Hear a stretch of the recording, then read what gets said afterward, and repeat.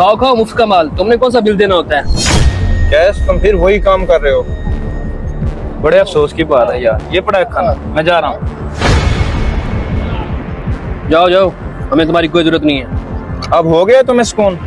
तुम्हारी भी समझ नहीं लगती, आखिर उसको नाराज करके छोड़ा है ना तुमने। अजीब आदमी हो यार। तुम्हें बड़ी फिक्र हो रही है ना उसकी, तो तुम दे दो उसकी जगह पे बिल।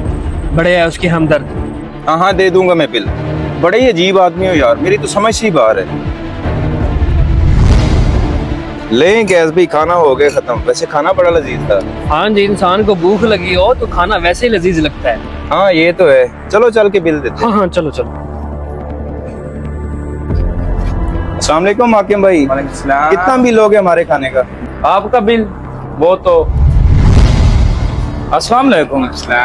यार वो मेरे दोस्त जो है ना खाना खा रहे हैं, उनका बिल बता दें प्लीज मुझे। उनका 2000 बन जाएगा। 2000 बनिए।